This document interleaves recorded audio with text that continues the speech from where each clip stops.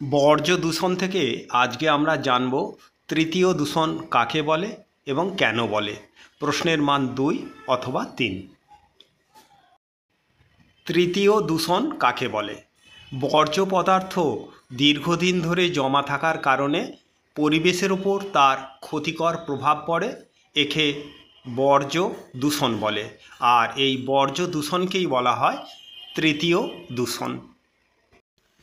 বর্জ্য দূষণকে কেন তৃতীয় দূষণ বলা হয়? 1. জল দূষণকে প্রথম দূষণ ও বায়ু দূষণকে দ্বিতীয় দূষণ বলা হয়। বর্তমানে তৃতীয় পর্যায়ে বর্জ্য পদার্থ জমে জমে মাটি, জল, বায়ুসহ পরিবেশের সর্বত্রই ছড়িয়ে পড়ে এবং সেগুলোকে দূষিত করে। তাই এই বর্জ্য দূষণ জনস্বাস্থ্যের পক্ষে অত্যন্ত বিপজ্জনক। সেই কারণেই বর্জ্য দূষণকে গুরুত্ব দিয়ে তৃতীয় দূষণ বলা হয়। 2.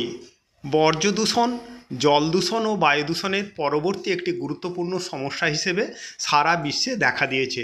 তাই বর্জ্য দূষণকে তৃতীয় দূষণ বলা হয়। এবং 3.